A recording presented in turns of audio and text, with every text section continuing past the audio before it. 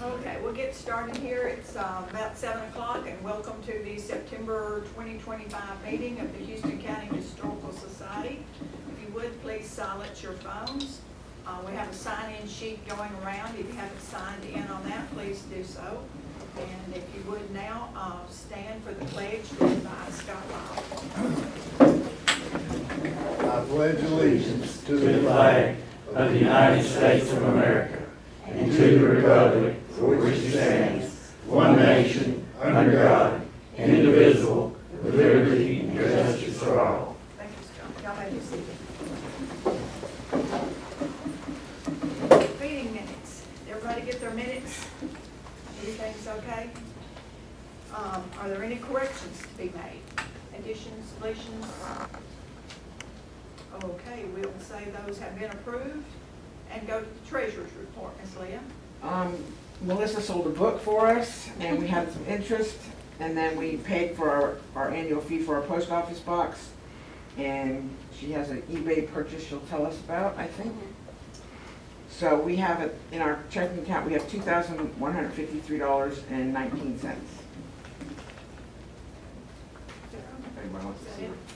there a motion to approve the treasurer's report, or you got more? Okay. I'll make a motion. A second. All in favor? Aye. Any opposed? All right. We're working kind of on the schedule for 2025 and 2026. We have a couple of people already shown interest in presenting a program in 2026. If you have a historical story, you should let us know if you would like to present in 2026. Please note, we just talked about this, the November meeting is November the 18th due to Veterans Day. Veterans Day. I wrote election, that's fine. And the Korean and Vietnam veterans, if you know of anyone, or if you are a Vietnam or a Korean veteran, Jackie and Don are still gathering, and Melissa are still gathering information on that group of military. And if you have a story to tell or information, we would appreciate you all turning that in for us. Melissa, do you have anything archived today?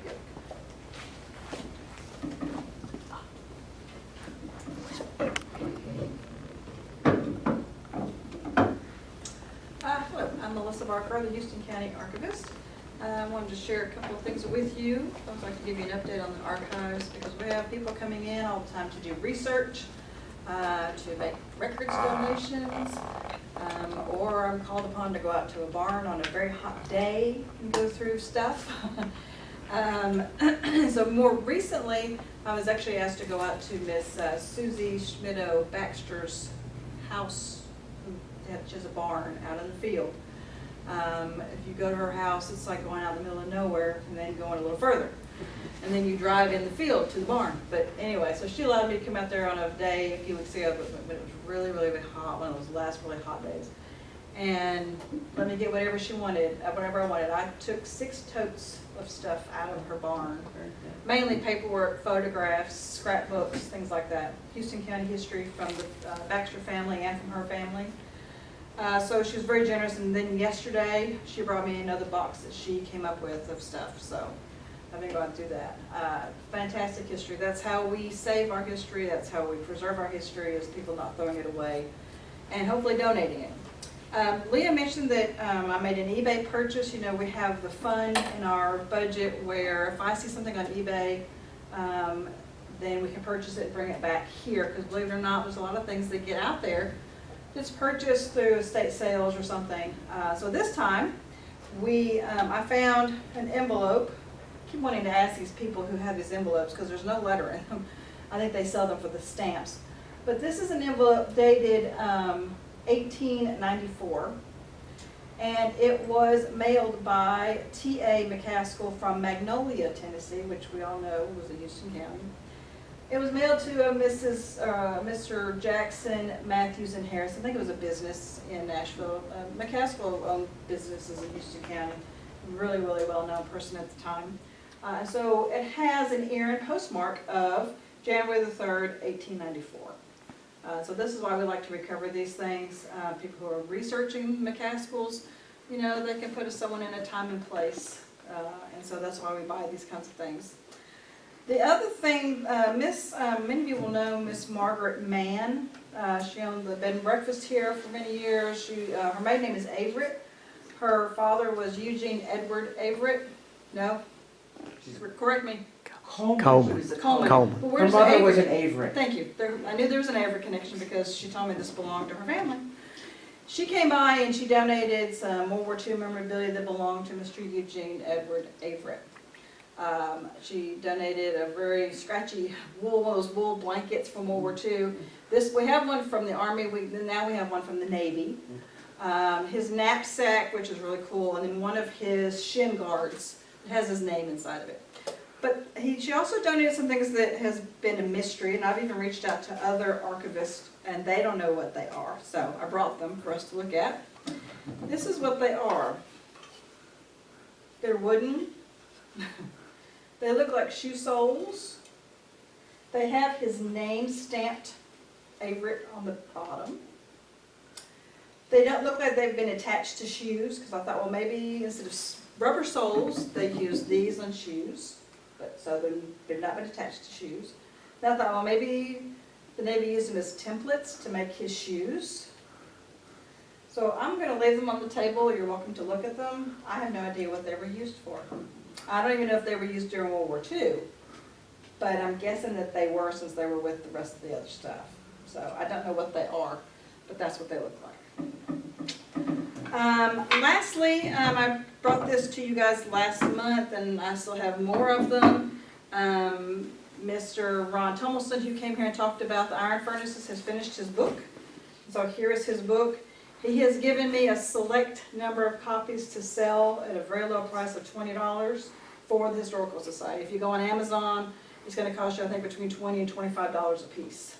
So if you want a copy, cash or check, you can purchase them from me. I've got, I think, 7 copies left. So anyway, that's all I've got. Come by and see us in the archives anytime. We're just in the basement of the courthouse. Thank you, Melissa.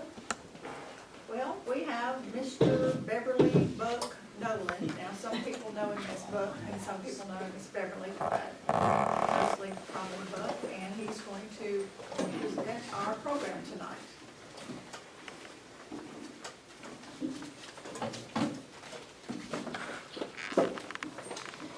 All right, she said, tell you a little something about me. I think everybody pretty much knows about me, but from my history thing, Nolen's out on Grice's Creek, Steppies on Barber Highway, Mama's side from the Steppies, she was, her mother was a Sug, so all my roots, and besides the Nolen, the other side of that out on Grice's Creek was Beard. So between the Beards, Nolen, Sug, and Steppy, I'm pretty much could make a family connection if I wanted to go back far enough to any of the longtime Houston Countyans. But that's a little bit about me and the history of my personal family. I don't really know.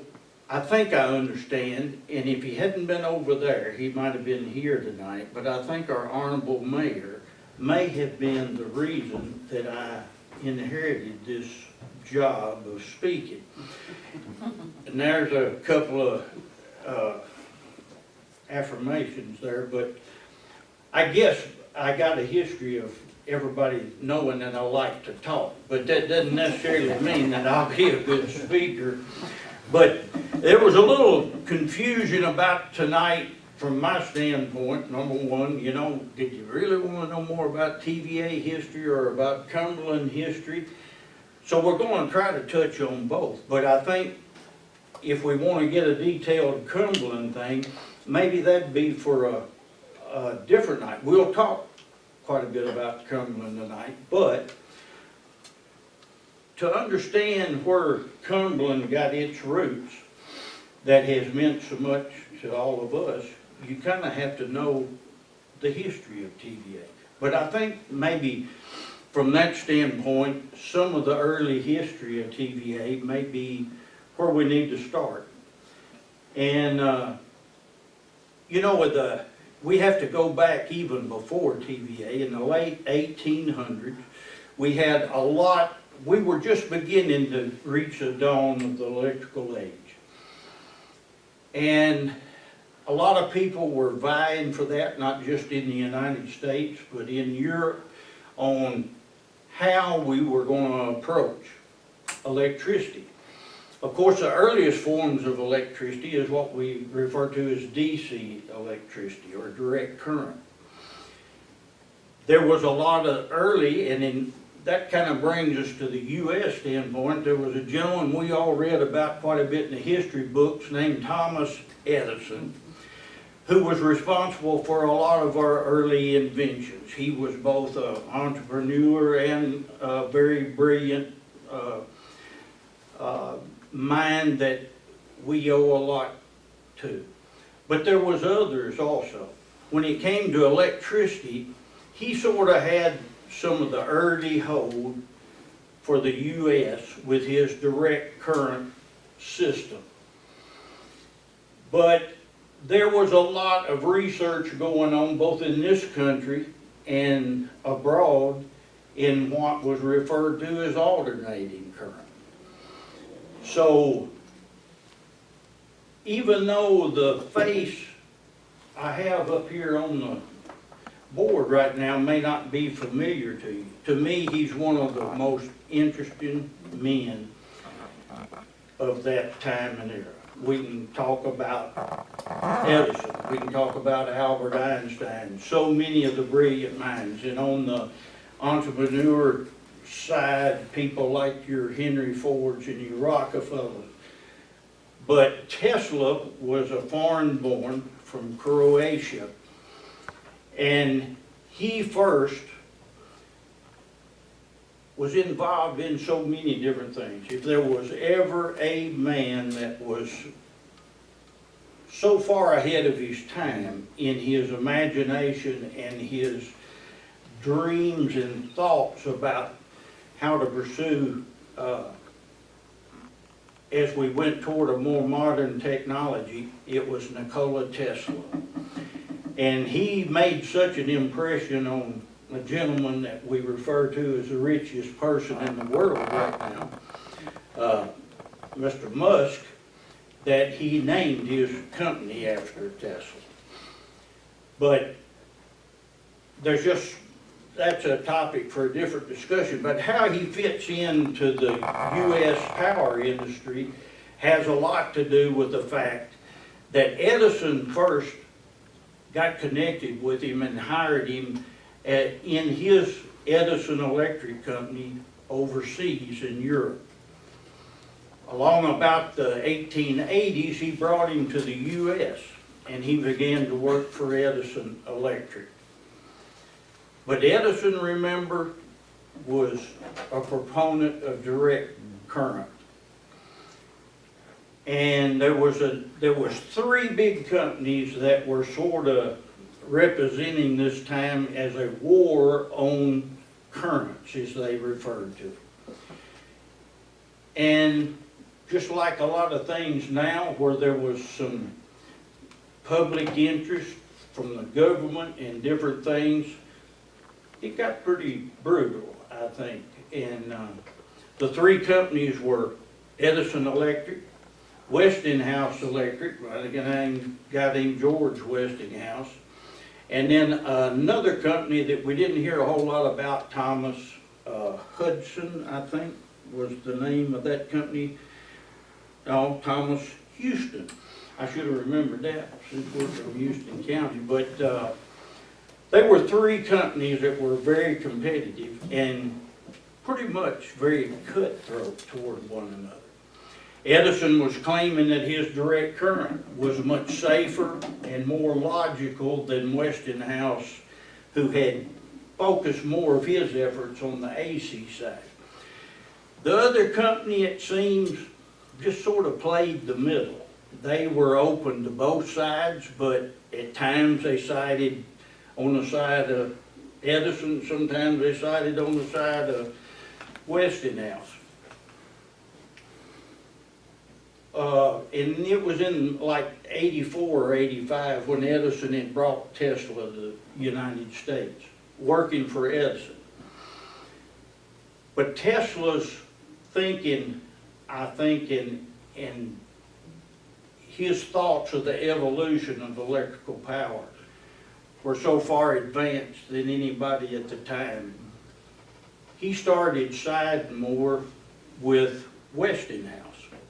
And that was because Edison sort of had the bread and butter, because most of the lighting at that time was DC lighting that was provided through the mainly Northeast, you know, where was one of our only metropolitan conglomerate of cities. So in 1988, Tesla had developed something called well, let me get the right name, but essentially it was the motor, let me see, I forgot, I'm sitting here looking to see what he called it. But anyway, Tesla's motor was unique for the time. He initially presented this motor to not really utilize external power at all. But essentially, Tesla believed that the earth itself held many forms of power. And Tesla's early work was a lot dedicated to harnessing this power and being able to convert it into use. Tesla, if you do a lot of history on him, was not, he wasn't very self-centered. It wasn't that he didn't want to make money or anything, but he believed that doing things for humanity meant a lot more than for the good of how much money he could make off of it.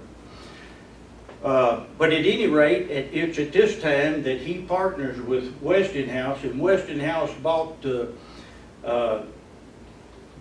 patent for his induction motor. It just came to me without having to look. And the unique thing about this, even though he originally designed it to do something else, it had what we'll refer to, and the ones of us that are familiar with it from my TVA cohorts over here, it had a rotating field, which is going to mean a lot in the design of the future of AC power. So through all of this, the long and the short, even though he is working for Westinghouse, what happened just after he got there? In 1990, we had in this country and across the world probably or 1890, we had probably what would have been equal to the Great Depression, but it was a very depressive time. Westinghouse, part of his ability was the fact that he had been able to, he might not have been that wealthy, but he had means of raising a lot of capital with banks. That turmoil that happened beginning in 1990 caused such an economic thing that they called on Westinghouse to redo his debt. The one thing Tesla had when he first sold that patent was not only the fact that he got a set amount for the patent, but he got a royalty. And Westinghouse knew that he could never function and would not be able to satisfy his creditors if he didn't get released from that. So he went to Tesla, and Tesla agreed to release that. He essentially just did away with his royalties. And so through that, then in the, I think it was 1990 or 1893, Niagara Falls had been commissioned through the government to look at ways to harness the falls for power. The head of that group that were looking at the best options of how to approach that wound up not going to Edison, not going to Westinghouse, or the other company. They went to Nikola Tesla and said, we want you to give us your honest opinion of what our best direction should be. And through that research and his own research at the time, he advised them that alternating current would be the way to go. So that's the early phases that set really not just the United States, but the whole world's direction in power, in a fastly growing electrified world. So then in the early, say 1910s and stuff, we had another thing happen. We had unrest start brewing in Europe again that really caused this country about 1916, our government had decided that we were in very high likelihood going to be drawn into World War I. So they passed an act in 1916 called the National Defense Act. And what essentially it did was charge the Corps of Engineers, which was already in existence at that time, to go to an area of the Tennessee Valley that had been troublesome. Of course, for a long time they had noticed the Tennessee Valley for its natural resources.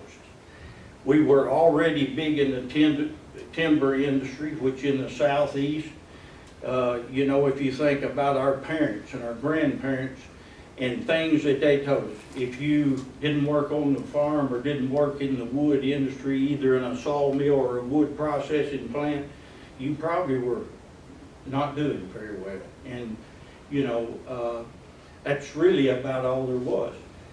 But the river systems,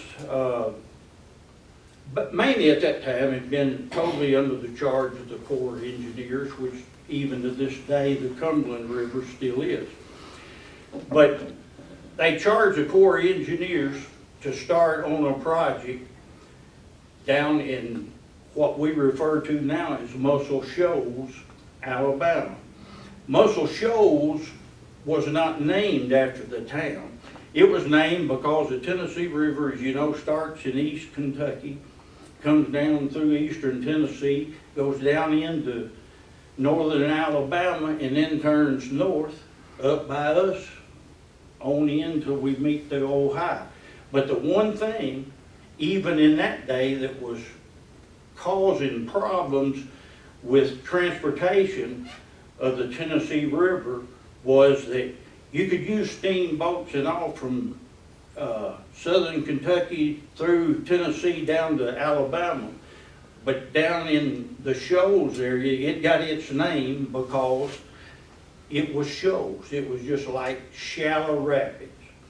And the government had already took on some efforts once or twice to put some canals through there that would allow steamboat traffic to go.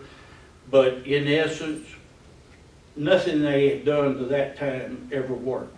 So they charged the Corps of Engineers to build a dam, which was Wilson Dam, to help make the shoals area, number one, navigable, but also to produce power in case we were drawn into World War I. Well, if you look at the timetables, we hadn't much more than started on that project till we were drawn into World War I. More than that, the construction had not gone that far till World War I was over. So there you had Wilson Dam under construction, but not completed. Once we were removed from World War I, the government had less interest in funding the completion of Wilson. So they looked outside of the government to the private industry about completing Wilson Dam. Now here's where a lot of things in history can have a great impact on maybe how our lives could or might have been different. In 1921, a gentleman with the name of Henry Ford agreed to take over the construction and complete Wilson Dam, as well as add an additional dam upstream to make the Tennessee River completely navigable all the way to the Ohio and into the Mississippi, if they give him a 99-year lease. Well, most of the government thought that was a good deal. And what he said was, he said, if you'll allow me to do that, I'll finish them projects. And with the power, I'll create a city called Muscle Shoals, and it'll be the Detroit of the South. And we very likely, had this went through, would have made the southern area or our Tennessee Valley area quite a different scene possibly. But it turned out, once this was passed through the House of Representatives and got to the Senate, there was one advocate that helped promote the Wilson Dam project that was very bitterly against turning Wilson Dam over to private industry. He felt it would be more valuable to this country to stay under the public arena. He was able to block it in the Senate. And that guy turned out to be the guy that we often refer to as the father of TVA, which was a man by the name of George Norris. And believe it or not, even though he's referred to as the father of TVA, this was at a time, and part of it is the worldwide events, but it was a time when we saw our own government seemingly a lot more interested in the good of the whole United States as a whole, as to maybe our congressmen and senators, maybe what's best for my constituents at home. But at any rate, he was able to block that. So they managed to finish the Wilson Dam in 1924, although only about 40% of its generation capacity was given, but that set the stage not only for being able to navigate the Muscle Shoals area by river, but to start generation of electrical power that was pretty much non-existent in the southeast, with the exception of just, you know, your larger communities that had these little homegrown utilities, you might say, that had small blocks of generation that pretty much just serviced their city areas. And so then that takes us into the 20s, and then what happens in 1929? The beginning of the Great Depression. So there was even more sentiment to maybe get rid of Wilson Dam and a lot of things that the government had, but there again is where the gentleman by the name of George Norris stepped in again, and he actually got a bill passed at the time called the Muscle Shoals Bill, which was going to, you know, he already had this dream of using this power in this area in the southeast to build up for the government's good. And we were going into a Great Depression. The government needed to help spur things. But the president at the time, Herbert Hoover, vetoed that bill once it got through Congress. But with the new presidential election happening in 1932, there was a gentleman by the name of FDR, Franklin Delano Roosevelt, that was president-elect, and George Norris got his ear while he was still president-elect and actually carried him to Wilson Dam in the Shoals area and started presenting his dream of what the Tennessee Valley could be. And with that, he thought he had FDR's ear, and sure enough, in 1932, when he took office, they started working on it more. And let me see if I haven't completely died here. Yeah, but find my pictures again, and then there we go. Go to the next one, and then I'll have. That's one of the most famous pictures for TVA there, which is in May of 1933, where the TVA Act was signed into law. And you have, if you don't know which one he is, just to the right of FDR with his head kind of cocked is Mr. Norris. And like I say, he was a senator from Nebraska, but he was a champion and seemed to fully acknowledge and realize what the Tennessee Valley had to offer with their river systems and with that. And a few things about the TVA Act that I want to let you know about.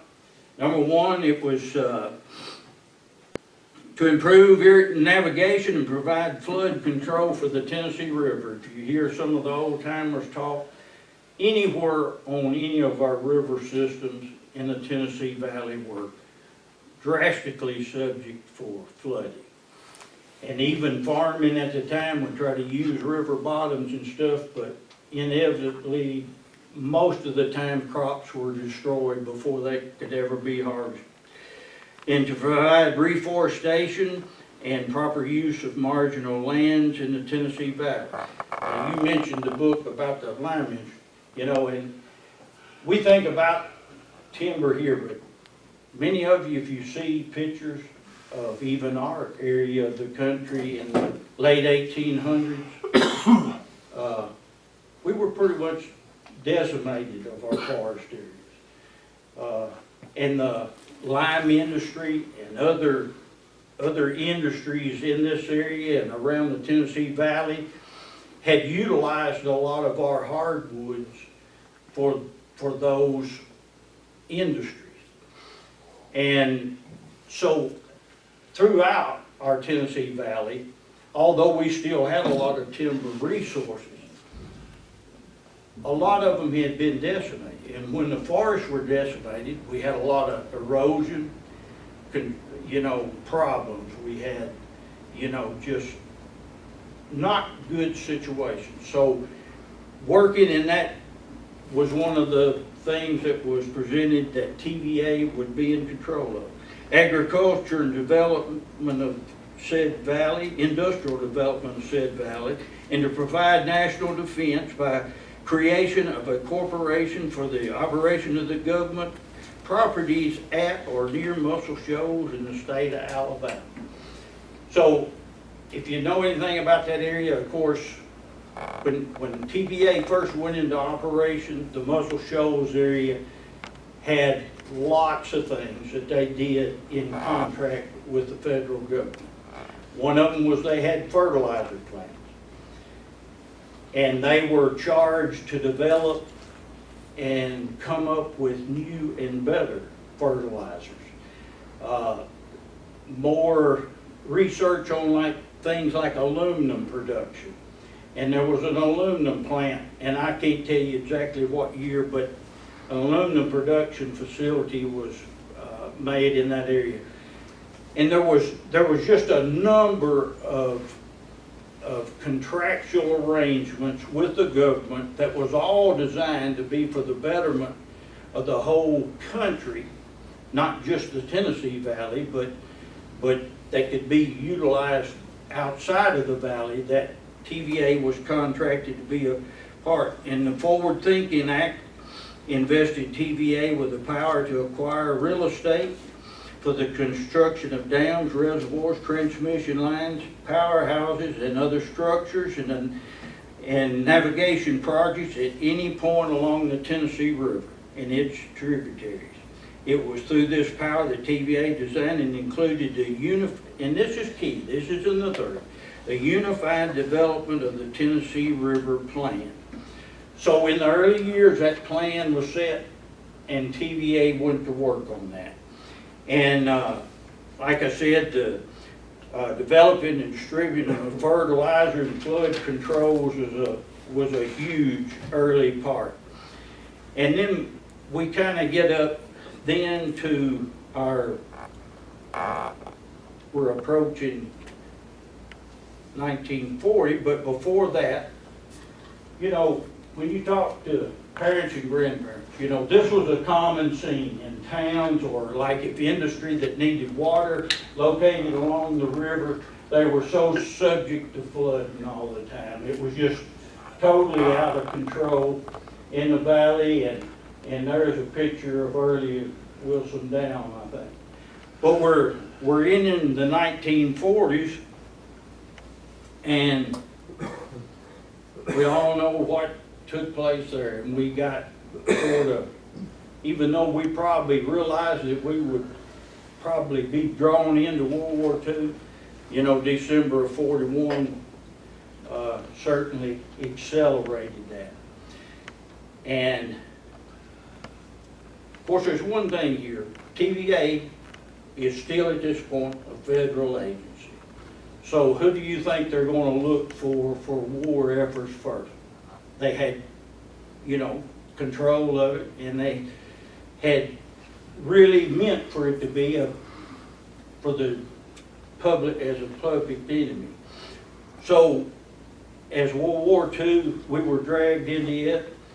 TVA was asked to be and needed for essential war industry, to build bombs, airplanes, and but here's a few things, you know, and because in the 30s when it was first developed, and they had this thing to develop the navigation and river system of the Tennessee River, a lot of these things, even though maybe weren't quite ready for construction, they at least had been through the planning phases.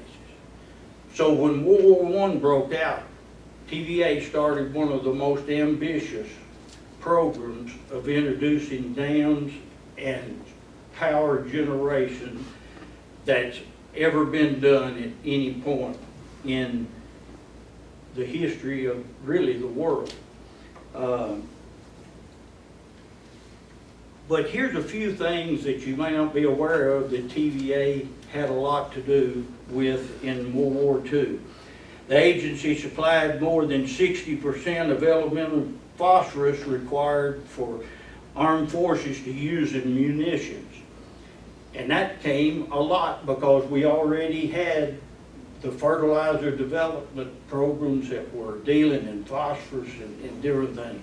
So they immediately went into production for munitions sake. TVA maps and surveys branch mapped nearly 500,000 square miles of foreign territory for the Army. Of course, one of the first things they had to do when TVA existed, and they got all this responsibility of the Tennessee River watershed, was start mapping it. So TVA already had in-house huge mapping development centers. So they immediately went with the Army and started helping develop mapping of foreign territory. TVA developed mobile housing for war workers. The reason they were so easily, or it was so easy for them to do that, because of the rural area of all the southeast at the time. When TVA first was created and they began to work these engineers and stuff out in these remote areas, there wasn't anywhere for them to stay. So they had already developed small housing mobile systems that when they had engineers and different people, surveyors and the like, out in these areas, they could give them a place to stay. So they immediately started utilizing those for war efforts.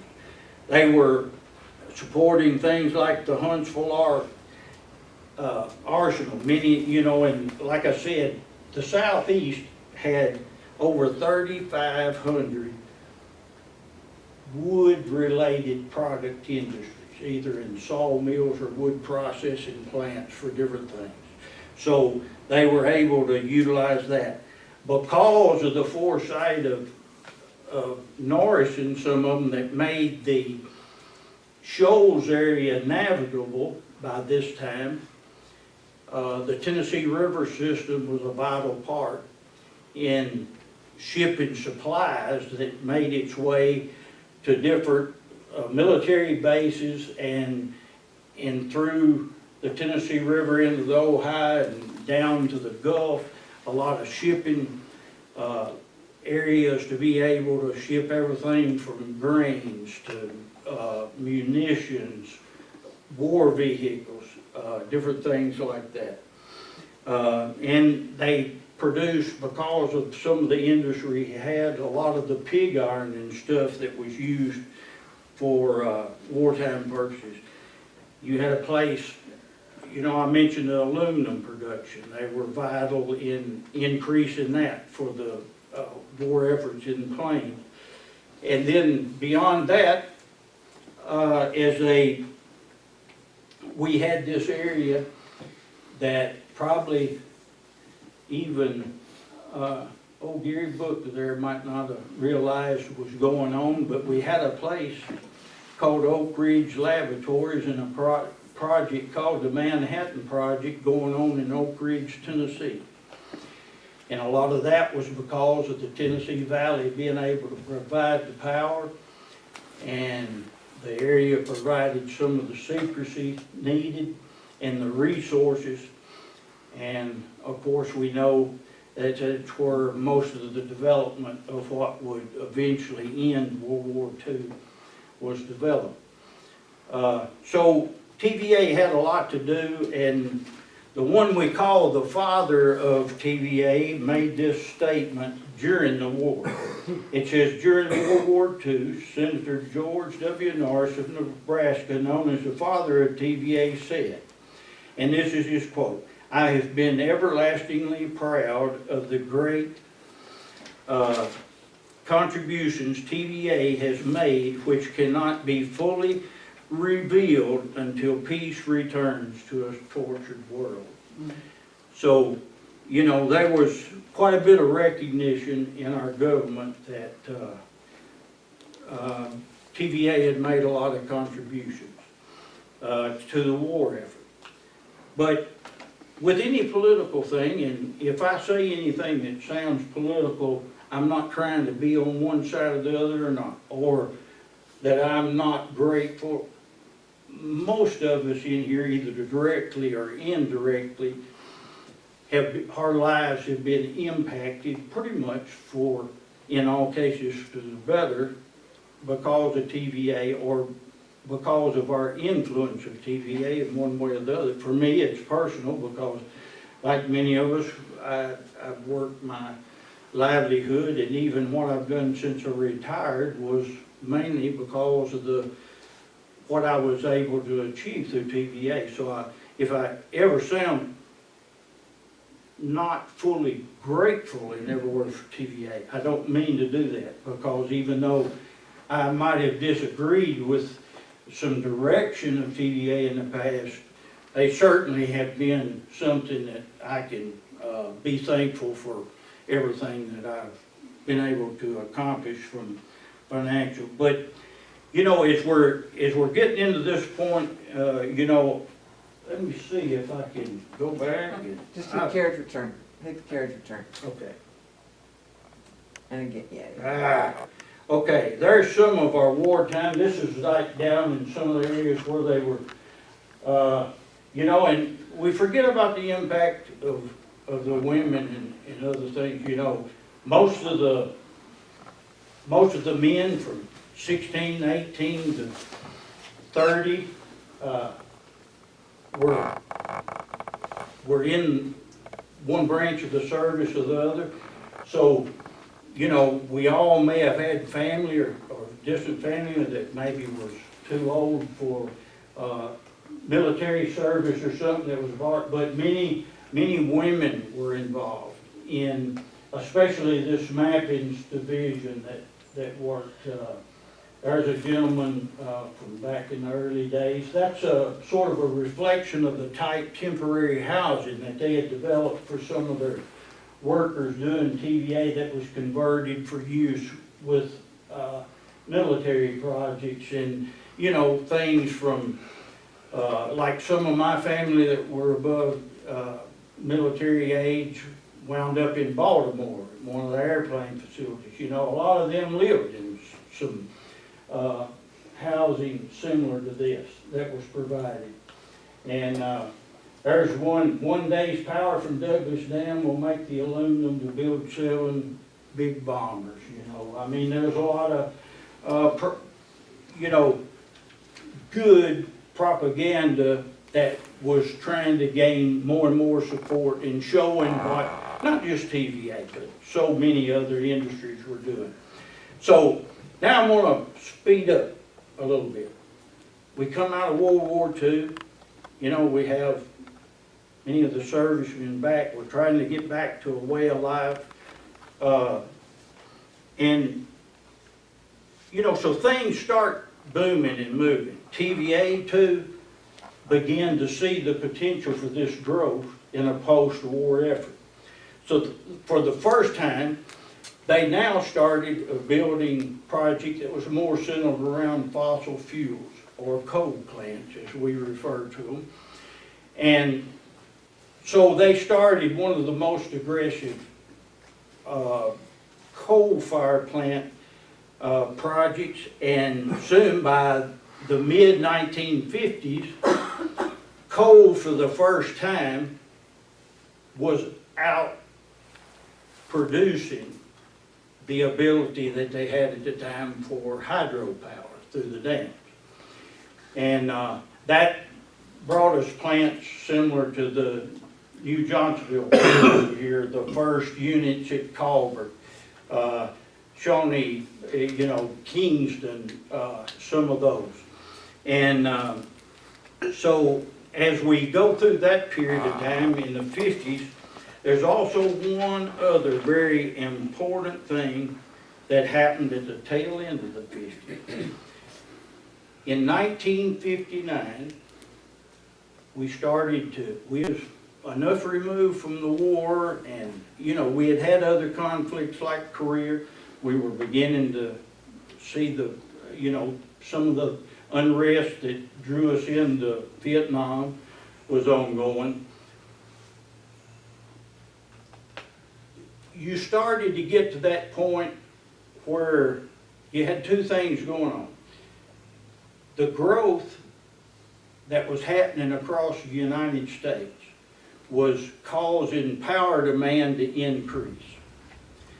You know, there were some things I told you about when they devised that TVA Act. There was one thing I didn't tell you. It was built for the people of the Tennessee Valley.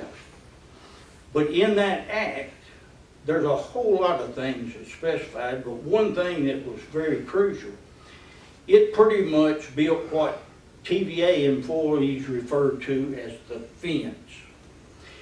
It put a fence around the Tennessee Valley area. and it said, TVA, you're obligated to provide low-cost power to this Tennessee Valley area. And you're not to go outside of this area and produce power for anybody else. But at the same time, that fence, as we used to like to refer to it, was only a one-way fence. It just permitted TVA from going outside to solicit customers, but it did not prevent anybody from coming inside TVA and soliciting customers. So for years, you always had cities like Memphis, Bristol, Tennessee, Virginia, some that were on those outlying areas that were always being courted by other utilities. And sometimes they would settle with one of our neighbor utilities, but most of the time with us. Because for the most part, the way the Tennessee Valley Authority Act was permitted, nobody could really come inside TVA in those years and compete with us power-wise. But for other reasons, they might want to. And so many other utilities across the U.S. began to lobby Congress and said, look, TVA's got an unfair advantage. And I'm not going to argue for up until this 1959 deal, we kind of did, as far as the ability for low-cost power that might draw industry into our area. Because most of the time, you know, other utilities couldn't compete with that. And we were being subsidized by the government at that time for power needs like the construction of those original dams, the construction of the original coal plants. So TVA also at this time was having harder and harder times coming up with the money and financing to support what TVA was going to need to provide the power to the valley. So they said, okay, let's do this. From this day forward, we will no longer subsidize any of the generation side of TVA. The power side that provides power, from this day forward, the government will not fund it or subsidize it in any way. We were, however, still contracted by the government to do things in fertilizer and research and development. So there was things that we did continue to be subsidized, but it was only on contractual. So what does that mean? Well, one thing I didn't mention about the TVA Act. The TVA Act was made to be a non-profit entity. So in other words, every year at the end of its fiscal year, it's supposed to be really a wash, no profit. So if you think about what 1959 did, it separated and kind of put the power utility industry on a level playing field. But when you're a company that's been by a congressional act required to be a nonprofit organization, then you can't hold a profit like a private company would to be able to pay their shareholders dividend or whatever, or to set back money in good times to prepare for capital needs in the future. So what did that do? That's what put TVA on the borrowing side. So from 1959 on, everything TVA did in new construction or capital projects, that money had to be raised through debt. Well, who were we indebted to? Well, for those first many years, it was our own federal government. Our own federal government back in them days had some money at times, so they would loan it to TVA. Or in in lieu of TVA, they would go out and solicit funds. But we virtually borrowed the money from our own federal government. Well, you'll see that that's not such a good deal here as we move forward, because when we hit the 60s, 70s, and 80s, I'm going to tell you, it wasn't just TVA. This is United States wide and some of it worldwide. You ever see the movie The Perfect Storm? That's kind of what was brewing here. And it takes about 25 to 30 years for it all to come together. But you had the good along with some very bad that really devastated the power generation utility system in the United States. And that started, of course, in the 60s. We had a pretty good time. And where's my little thing? You know, there's some of the effort. By the time we get into the 60s, we're starting some, you know, the construction of these coal plants, some of them already in operation. Farming techniques as well as machinery and things have improved greatly. And for the first time, starting in about the 60s, the Tennessee River system set records almost yearly for river commercial traffic. You also had another thing start to take place. By the 60s, a lot of our lake systems and the efforts that we were required to do along with our fishing wildlife game brothers and sisters begin to see our lake systems not only for things like commercial fishing but sport fishing. So tourism began to be at a bigger effect on economies. And we started an era that the whole industry thought we were going to have to move toward. By the beginning of the 60s, we had two things happening. We had more people becoming environmentally aware of some of the negative effects of burning fossil fuels, especially coal. You also had a pretty good growth spurt period. Lots of things happening. You know, we're going to the moon. We're doing this, we're doing that, you know. So a lot of exciting times. Most utilities across the U.S. and even the world knew that fossil fuels were not the future for power generation. Partially because of the environmental effects. And this was early on, before a lot of the stuff was even known. And their capacity to be able to meet it with that. So TVA, along with almost every utility in the United States, went heavy into the nuclear development and nuclear phase.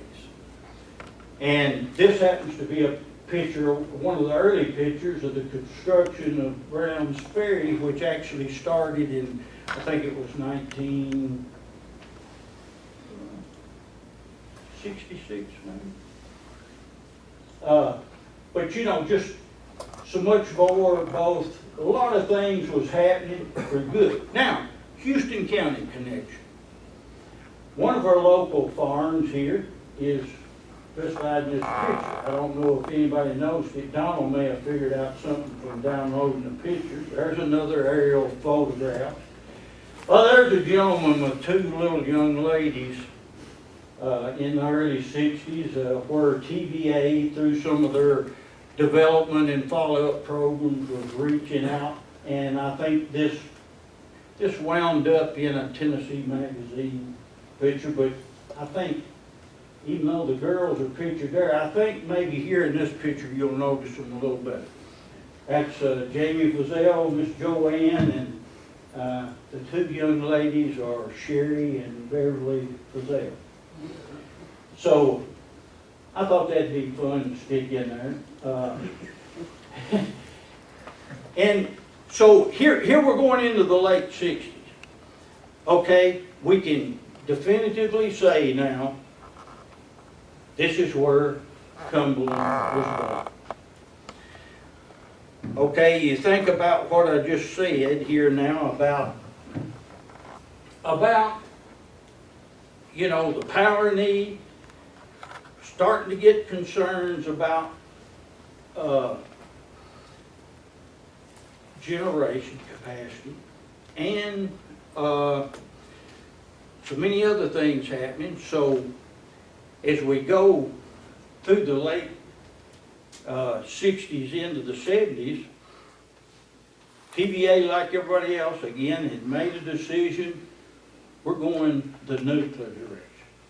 Now, yes, initially everybody knew, all utilities knew, building nuclear plants were a little bit more costly up front than coal plants. But once they were built, and there wasn't that much of discrepancy at that time, but once they were built, the fuel was so much cheaper. And one load of nuclear fuel would, well, they can go much longer than they do now. They usually run them on about an 18-month cycle now, but they could run for years on a load of fuel. They just choose not to because of needed maintenance and other things. So the benefits, once you got them built and online, far outweigh. Now the negatives, under the way we were using nuclear, uses something called fission. And do that, in essence, the end result is you create some nuclear waste. And it lasts a long, long time. And, you know, there was certain questions about what to do with it. But I can tell you, in the grand scheme of things, the nuclear waste presented from them is really small in volume in general, and is housed in special lead and concrete castings, and then, you know, I can't tell you where most of it winds up, but I think anything once it leaves a nuclear site probably winds up in a mountain somewhere, but I don't know that. But it winds up somewhere where it's supposed to be safe for its remaining duration of potential harm. But with that said, here we go into this nuclear area. But there's one problem for TVA. Their forecasting tells them they need a huge bulk of power to be a bridge gap till they start getting nuclear generation up and going. So with that comes the birth of Cumberland Fossil Plant. Now on the flip side of that, you've had these boiler companies that's pretty much had a monopoly on things for years. That's not only in the power generation industry, but in a lot of other industries that use boilers for process steam things. Companies like BMW, Babcock and Wilcox, Combustion Engineering, Riley Stoker, you know, some of the big major companies. They were seeing this threat that the nuclear had. So BMW was one of those companies that tried to be aggressive, and they got to thinking, well, there's two big differences with the nuclear than us. They're able to produce a lot more generation per unit than we've been doing because of our boiler size. And we need to figure out ways to cut costs. So with that, BMW had been in the process of developing a larger scale boiler.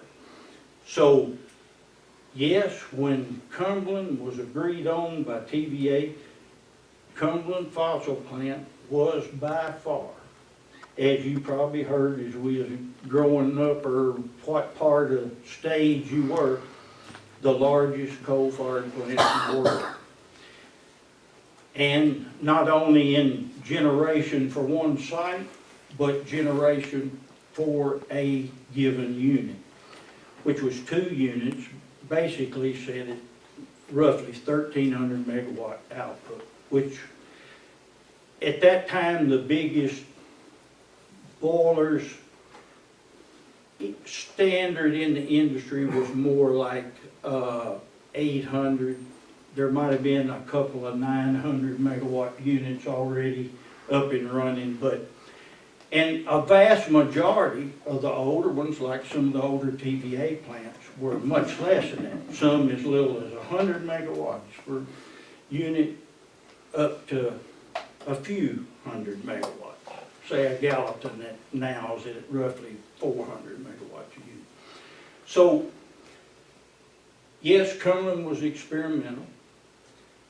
We didn't have the computer technology then that we have now, so computer modeling and some of the things with the old slide rule and different things like that left a little bit more error potential.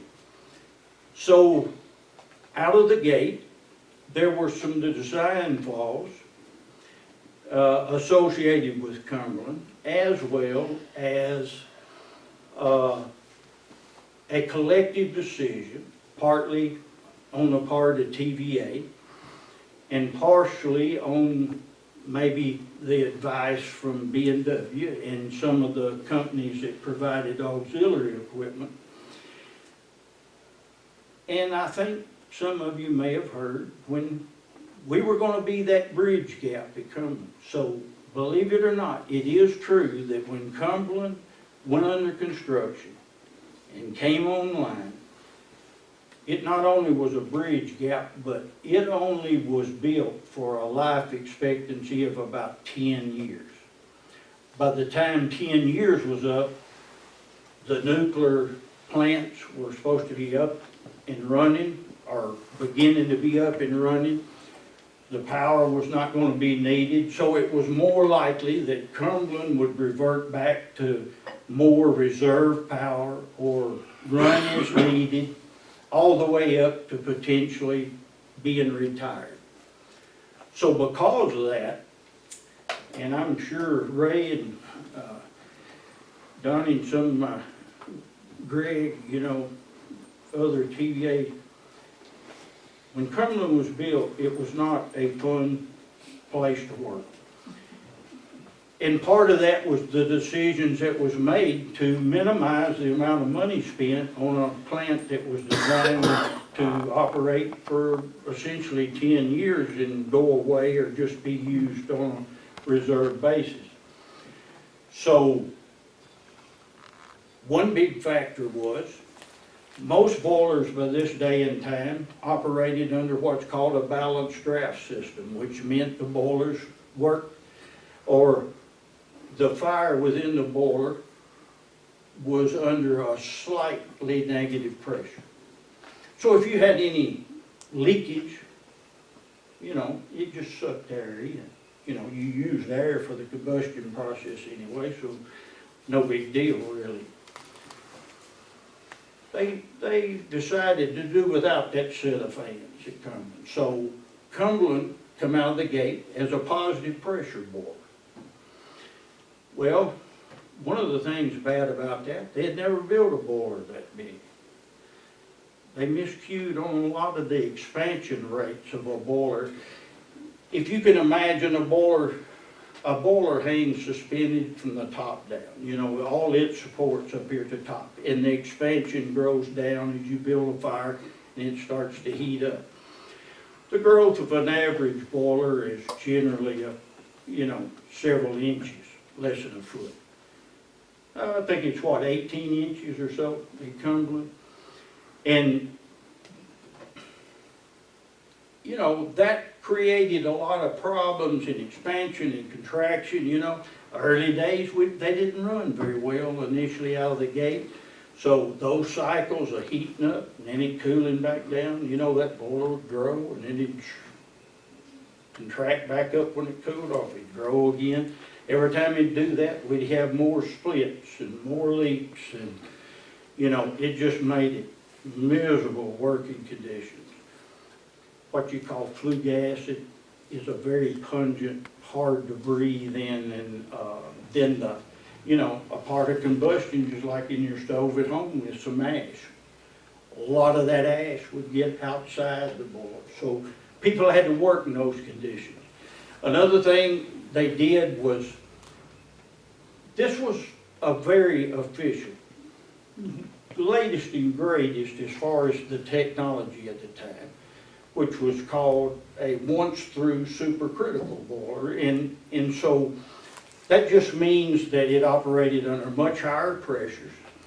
And but one thing it did do, because it's once through, it meant it don't have a, like the older units, that was a standard for 50 or more years. It didn't have a steam drum and a mud drum. You just built a fire, and that little droplet of water that turned to steam, if you followed it from its start all the way through the cycle, it just changed somewhere in there. I know that don't mean anything to you much, but what that meant was, when you had no units on, it meant you needed a means of steam to help start it up. There was a startup system that had something similar to the drum type that you started on. But the reason it needed that extra equipment to come up was because in some of the earlier, say I trained at, when I swapped over to operation, I trained at Calder. They had a once-through system on one unit down there, their newest unit. But they did have steam-driven auxiliary equipment, but they also had motor-driven startup equipment. So you could pull power off of the system just like we do at home and get up and running before you converted to all your steam-driven stuff. Cumberland didn't spend the money to get all that extra startup equipment. So that meant we had to have a reserve of steam from the get-go.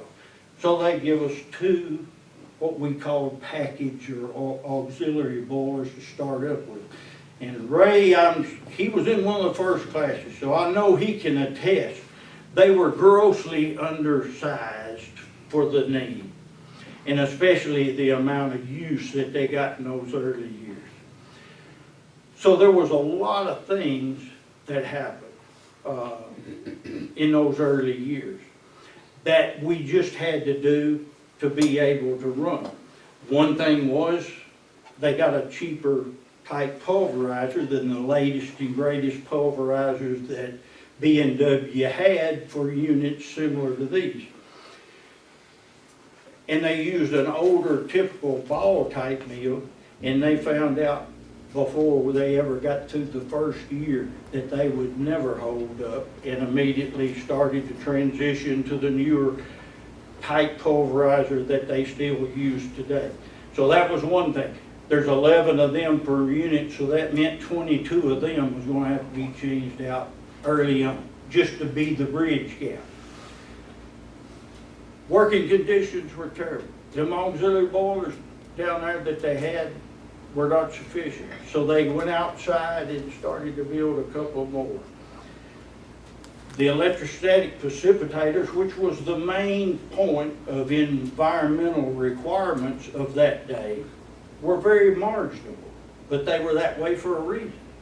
You know, they were going to meet what needed to be met up to that time. And if you can't remember, at that time, everything associated with the Cumberland plant stopped on the west side of those old tall stacks. You know, you had the boiler and everything, and then it went through the precipitators and out the stack. And why did they build those big old tall stacks? Well, as some of the, talk had already started, the idea was when they built Cumberland, if we build these stacks higher, and anything we put out in the atmosphere will be dispersed over a greater area, instead of if we have shorter stacks. That turned out to be true, but it also turned out to be, it was devastating to a lot of the surrounding area. So, that's some of the early things. Almost immediately, added tube surface area had to be figured out how they could incorporate it into the plant. So they added what we refer to as wing walls and all, because they had miscued engineering-wise on some of that.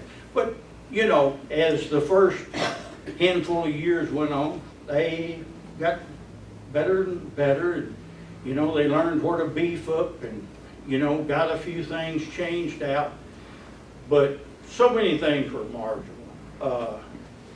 Rough idea.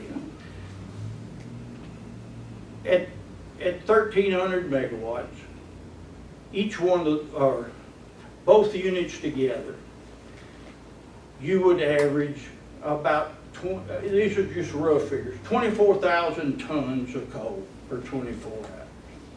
That's 16 barges.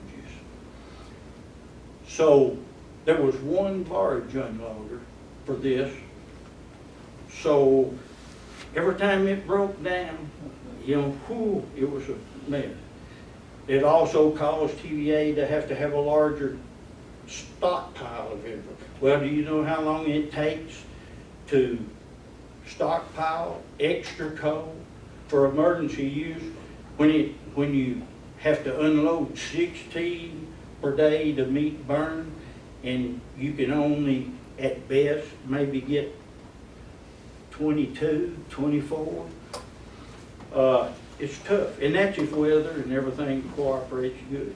Also, if the Cumberland River gets to a certain height, you can't unload a barge, because once you unloaded it and it floated up, you couldn't raise the unloader up enough to get the barge out from under. So when the river got high, you had to quit unloading. So, and you know, for a company like TVA, extra coal on a coal pile was extra money, sitting out there doing nothing until you had to have it. So there was a lot of things that were against TVA, but they got it to a point where it was going to be able to be the bridge gap. Okay, we're into the 70s now, and guess what happens? 1979. By 1979, Browns Ferry was actually generating power, TVA's first nuclear plant.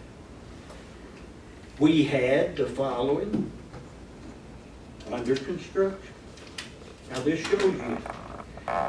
We had Browns Ferry, Athens, Alabama, Watts Bar, Spring City, Tennessee, south of Knoxville, Sequoia, Solid Daisy, north of Chattanooga, Yellow Creek, Nyuka, Mississippi, Hartsville and Hartsville, Tennessee, east of Gallatin, Phipps Bend, Surgeonsville, Tennessee, near Kingsport, Bellefonte and Hollywood, Alabama, near Huntsville. And here's what a lot of the locals don't know. During this area, as they were planning their nuclear fleet, they had actually done core drilling right here in Houston County, along the White Oak Bay. And what was projected once the current nuclear fleet had got up and running, what they were planning was what they referred to as a nuclear city. They were going to put as many as 5 nuclear plants around both sides of the bay of White Oak Creek. Potentially more than that. And, but what happened in 1979?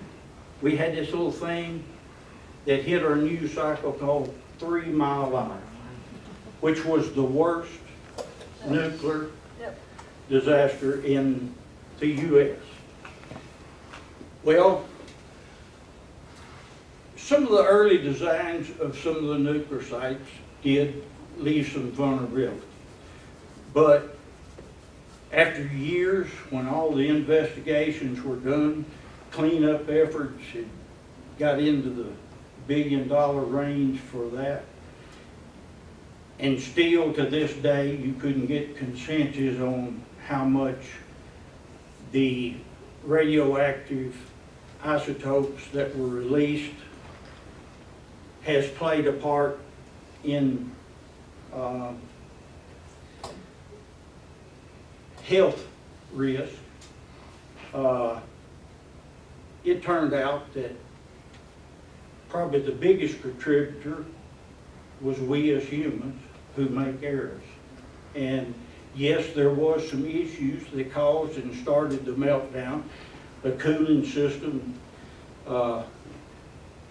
had some issues that caused it to dump a lot of their cooling water. But the fact, from a human standpoint, that they failed to recognize that, and some of the technology at the time didn't give the operators all the information they needed, this happened. Well, what happened immediately? Man, you talking about public sentiment going away for nuclear, it went in a hurry. It lost a lot of collateral with our federal government. And as you can imagine, TVA, again, as being part of a federal agency, we said that we voluntarily shut down our running nuclears and suspended or paused construction of the others for reassessment and pending new regulations that might come out as a result of 3 Mile Island. That pause lasted about 20 years. And but there's another thing that really happened during the 70s too. You remember an oil embargo that started about 1973 that set off a very high inflationary period? I'm not talking about one like we went through a few years ago, maybe still are on the tail end of it now, I don't know. But I'm talking about big double digit inflation. Yeah, I mean, I personally can remember, because when we got the opportunity to build our first house, or not build it, to buy our first house, our own house really, in 1978, I got a super deal on the interest rate. I got 9.25% locked in for 3 whole years. Well, some of you that might have been a little ahead of that, you know, you might have had a 30-year lock for 2, 3, 4, you know. But at the end of that 3 years, when I went back, I remember Miss Bide to this day saying, well, I'm sorry, son, it's 14 and a half. I said, well, how long does that go? I can only go a year. How come? Because it'll likely go up before the year's over, so when you come back next year, it's probably going to be more. So I did a year at 14 and a half. Then I did a year at 16 and a half. Then when I went back the next year, it was going to be 19 and a half. And fortunately, I found me an individual, and I talked him into, of course, you could get 14 on the CD then, so I said, I'll give you 15 if you'll take over my note. And fortunately, he didn't take advantage of me, and he took my note over for what he could get on the CD. But it saved me a bunch. But that's the kind of inflation we have. Well, the oil embargo causing all the fuel prices to go up in that inflationary period. During that period, if you were keeping a household, your light bill had probably increased about 6-fold in an 8 or 10 year period. But what did that do to TVA's borrowings? Remember I said when they were building all these nuclear plants, they were borrowing that money. TVA was paying the same kind of interest rates to our own federal government that they were asking me at the bank over here. And TVA tried to get out of some of those and go to other finances, but our federal government thought that would be unwise. They had a pretty good deal with the amount of debt that TVA was accumulating by keeping that debt. But, so when I said a while ago that a perfect storm was brewing for all utilities, in essence, there were many utilities that went bankrupt during this period. And, you know, TVA survived, but it still carries the biggest load of that debt because of it. That's where almost all of our TVA debt came from. And again, as we started approaching the late 80s and 90s, things had to change because really things hit a slump for a good long while. And so during that period, one of our political friends thought it would be good for TVA to have a good change. So we wound up with a gentleman that had a pretty good reputation of changing some struggling companies. He had been with Saturn, he had been with Nissan, he had been with Ford, he later was with the postal company, so they thought, he'll do some good. So Marvin Runyon was sent as chairman of TVA. Did we go through some pains and some changes? We absolutely did. Some of them that wasn't fun as employees, especially like here, where so many of us grew up or had either worked with each other for years. Many jobs went away. In the late 80s through the 90s, we went from an annual workforce in TVA of about 35,000 full-time annual employees to less than 15,000. We did that pretty quickly, and then it continued after that. I myself was caught in a situation where the particular job I was in at the time technically went away as many as 3 times during the 10 years of the 90s. And every time it went away, everybody in my classification had to reapply for about a third less jobs with a new title that was doing the same thing. And of course, each time, somebody was left out, and that made it tough. I mean, you were trying to keep a job, but you'd go from excitement every time they made that choice and you saw you had a job to realizing, hey, this guy probably deserves it more than me, and he didn't get picked. Now, TVA did some things to help. They guaranteed anybody that lost a job 3 years, and they guaranteed that they would provide some learning opportunity programs, and sent basically most of us to a lot of these training programs that was essentially training us for other jobs outside of what we had known for most of our life, just in case we wound up without jobs. So that was some very difficult times as a workforce, but when I look back on it, that was the beginning of a period of change for TVA that is going to really bring us to what I call, as far as the generation side, the heyday of TVA. Because through the 90s into the 2000s to about 2010, not just Cumberland, but TVA as a whole, and during this period, we went from not having our nuclears to gradually getting Browns Ferry and a couple of the units, one at Watts Bar, and then later Sequoia on and gradually we've got back to both of them at Sequoia and both of them at Watts as well as Browns Ferry. But all aspects really through that period had to tighten belts, and we had some really good years. And one thing Marvin Runyon did, he said, we're no longer going to raise rates for our customers. And up front, he said, I'll guarantee that we're not going to raise rates for 10 years.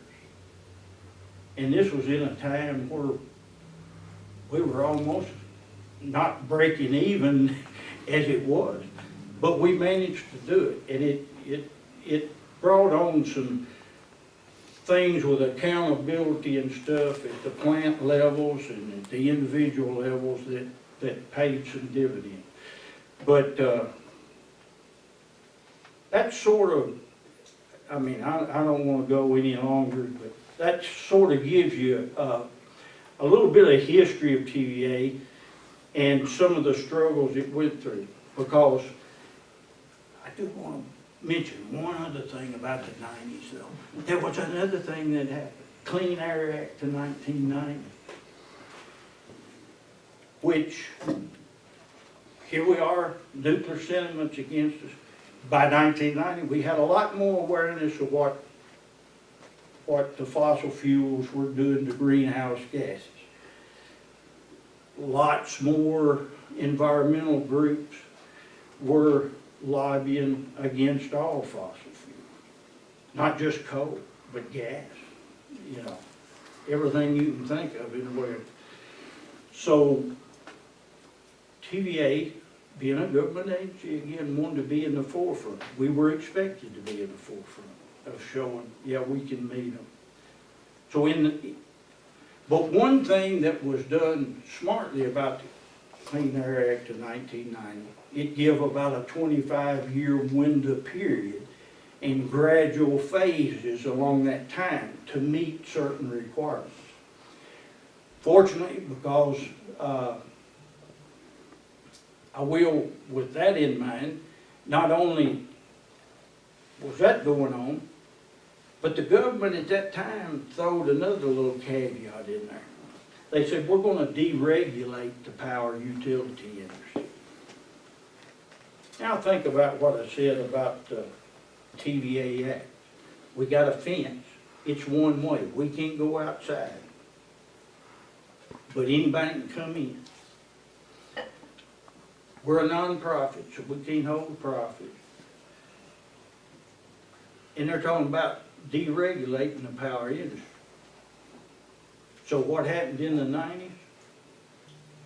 We had what we call PPP, private power producers, that flocked into the Tennessee Valley service area all over, building the latest and greatest technology that's called combined cycle gas turbines.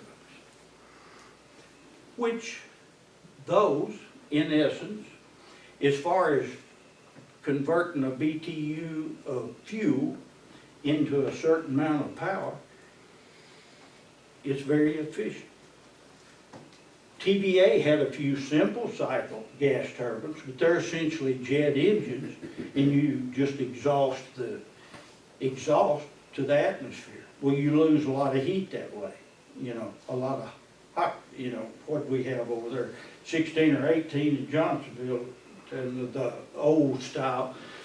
And they started moving in here and building these right in our service area.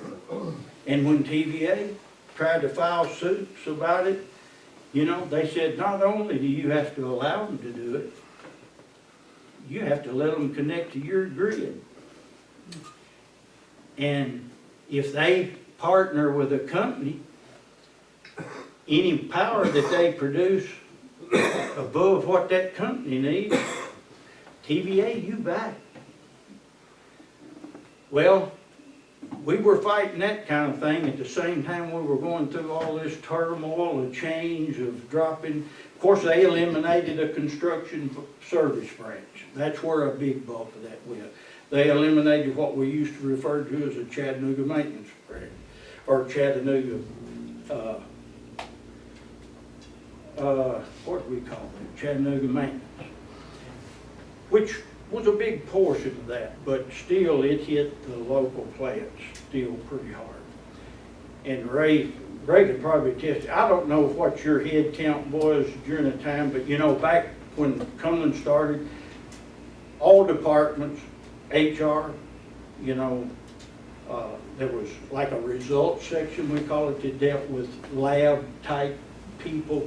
You had maintenance, operations, you know, there was full division, like there was probably 6 or 8 just in the human resources department. You know, those are non-existent now, you know, a lot of those. The amount of operators, counting, you know, unit operators, AUOs, auxiliaries and everything that they had back then, I don't know, there's probably more than 20, probably close to 25 a shift at the beginning. There's probably, with 3 times the equipment and to operate out there as far as projects like Scrubber and the water plant, there's probably 10 on shift, on a night shift, back shift, and we've got a lot more area to cover.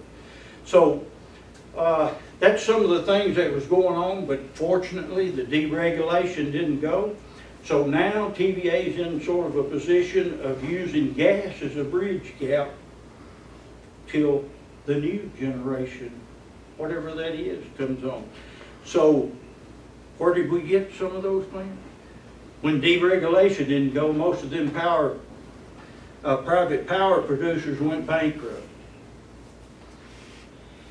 And TVA was sort of the only person that, or only company that had a use for those gas units that they come in here and build. So where has most of the gas fleet that TVA has now come from? We bought them for about a dime on the dollar of what it cost them to build. So many of the existing combined cycle plants that we have now, we bought from those private power producers that moved in here and tried to rob from us when they thought deregulation was going. So that gives us a start, and then of course now they're still heavily into that. Of course, you know, they're building a new gas plant down here at Cumberland.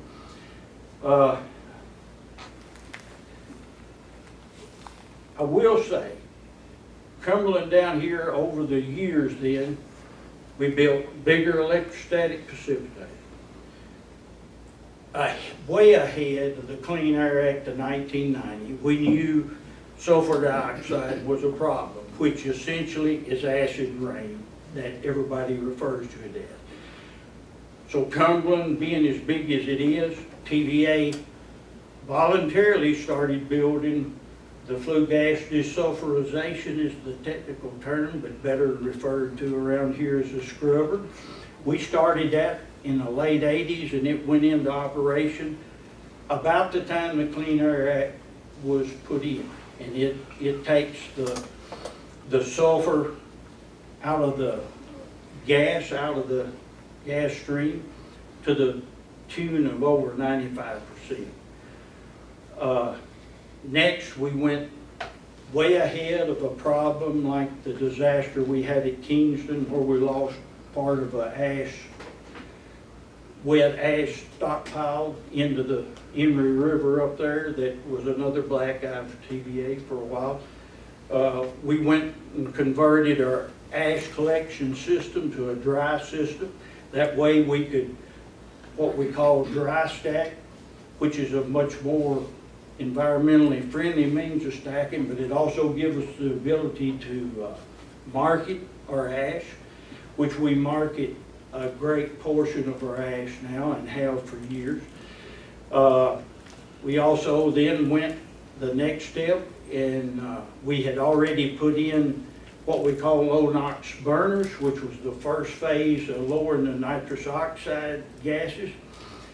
But that was just sort of a tip of the iceberg. We later built what we call the SCR, which stands for Selective Catalytic Reduction. And how does that work? Well, very similar to the catalytic converter in your car.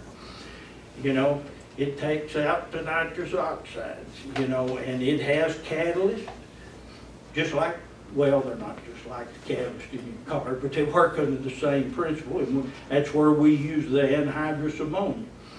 So, I can tell you, with all that said, now we also have a water plant out there, which, when they started first talking about that years ago, I said, we'll shut down. They'll never build a facility that'll take every drop of water and clean it up that we utilize, you know, for hundreds and thousands of different things there. They did. And not only here, but at many of our plants. I worked at the one at Gallatin before I came here while they were under construction with this one at Cumberland, and literally, pretty much every drop of water from that reservation plumb down to the rain runoff, that all goes to one place, goes through what we refer to now as water world now.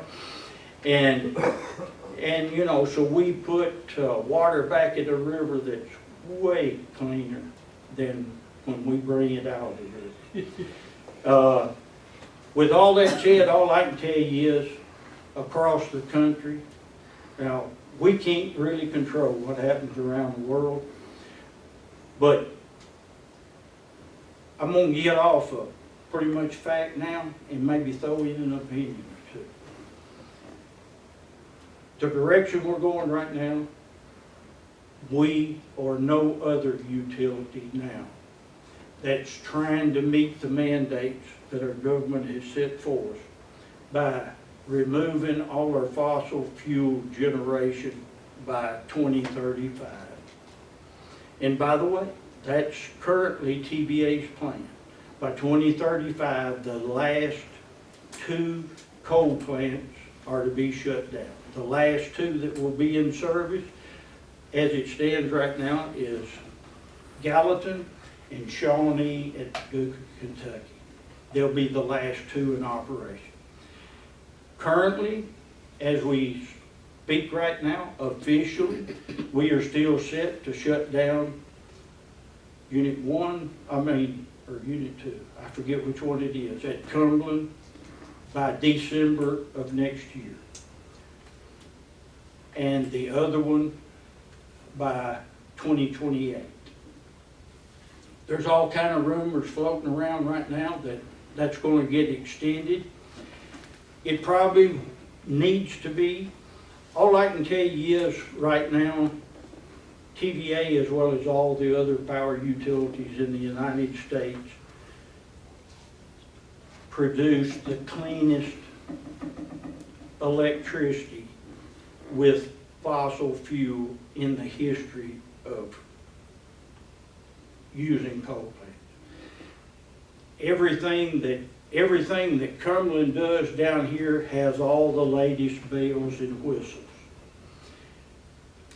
It includes mercury that they read in parts per trillion. I can't even, fathom something that you're trying to control that you have to read in that minute a detail. But we do. But what I can tell you is, no utility right now, in my opinion, and I got to work at a lot of different utilities in my retirement, they're on the same plans that TVA is in backing off and closing fossil fuel plants. Nobody is going to have the generation to meet the needs as we're sitting here today. Number one, green technology, in my opinion, won't get it. You go up in mid-US, Iowa, the Dakotas and get in that jet stream that we all see on our weather channel that comes down right through the middle, you've never seen so many wind turbines in all of your life. Most of them are sitting on farmland that's worth about $30,000 an acre, they tell me. And, you know, they only produce minuscule amounts. And even in some of the highest demand times of the year when I was working up there, you could look out there at a glance sometime and be in a position where you could see hundreds of them. About 50% of them on a good day may have been turning because of problems they have with them. You probably hear they're trying to put them in our shorelines now, out in the ocean. They've already created more environmental problems than anything fossil fuels doing to our air right now, in my opinion.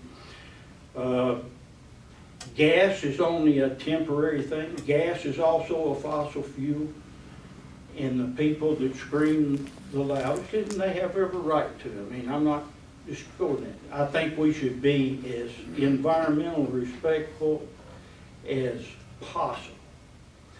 But we know other countries are not. And we could cut our own throat pretty easy. Gas will be the next thing. It ain't that they're going to start on it. They're already hounding on gas when it's just basically one of those bridge gaps. So what's the future? Most everybody seems to be putting their eggs in the basket of SMR, small modular reactors. There's been much advancement lately in the nuclear side. TVA is again in the forefront of some of that and is partnered with a couple of private agencies up here at Oak Ridge, pretty much at the abandoned site of our old Bull Run fossil plant and some of the Oak Ridge outlying areas of the Y12 and plant and some of those up there that TVA own, where there is a partnership agreement right now where they're building the first prototypes of those type reactors. The good part about them, they smaller generation, but they're much more portable. They could even be pretty much constructed off-site and then moved to a place and assembled. There's not the waste that's associated with the existing nuclear plants. And if you've followed in the news at all, the only nuclear plant that's anything like the conventional ones that's been licensed was Vogtle in Georgia. That's the only one in the last 30 or 40 years. There's been some relicensing, but that's the only newer. So building them under the same guys, and the biggest thing that's going to break that technology, we're beginning to make very large strides in the difference between nuclear fission with an I to fusion. Nuclear fusion operates under the same principle as our sun. And through that kind of nuclear reaction, you only have some very minor byproducts. There's nothing harmful. The problem with it, you have to be able to pretty much be able to work within heat parameters that are much like our sun. But if you're a nerd and you get online and look at a lot of that stuff, you'll find that we are making advancements in that. And there are things every day that you see, not only here in the United States, but across the world, where there are advancements. So I think without some relaxation, it allows us to continue to utilize some of our fossil plants and stuff, that's gonna be our future. But if we use the power that this AI and some of that we've already contracted to supply with some companies that's moving in the Tennessee Valley, we're gonna have to have some way to generate the power, because every other utility is just like us, there's not a lot out there to purchase. All right, sorry I went so long, but.